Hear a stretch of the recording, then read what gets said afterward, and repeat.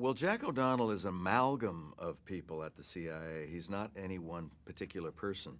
So I needed to just get a sense of the culture of a CIA officer and make up my own idea of who this person was going to be. So I did.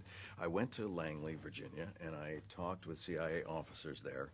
And it was an eye-opening experience.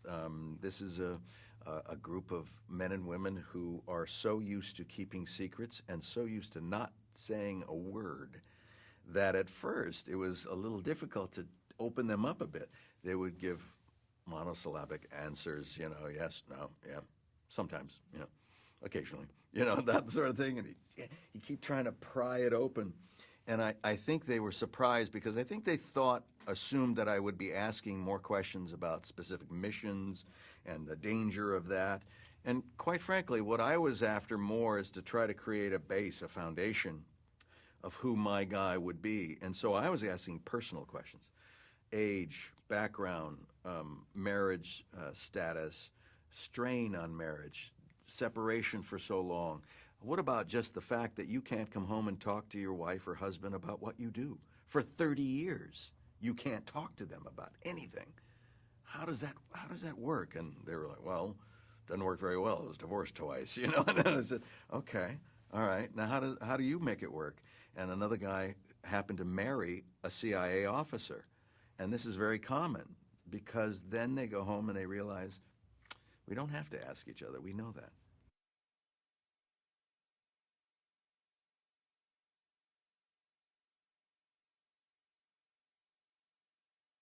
Ben is fantastic. A tremendous command of the story, an absolute passion for filmmaking, number one, and for making sure that he does the best job he can.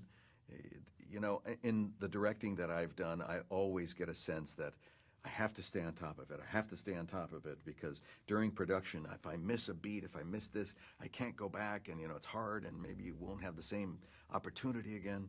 And he has the same anxiety, but outwardly, on the set, you show confidence and comfort so that your cast and crew feel relaxed and we can do the best job we can. And it's great. We had long conversations about the character and the relationship between my character and his, and where it fits in the movie, and it was the best experience you can hope for.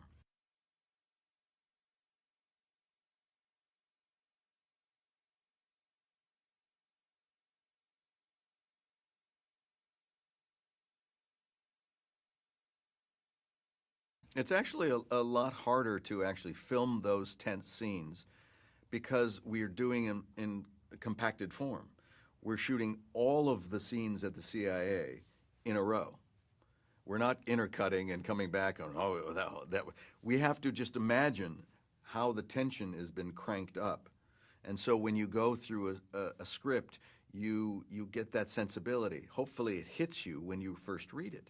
And you go, oh, at this point, it's really tense, but not quite as tense as that, And then here's absolute relief at the end. So you can see the markers and where your character needs to go. And then you have to work on how I can justify ratcheting up to that point of tension where you're vibrating at certain points. And that's through experience and imagination, quite frankly.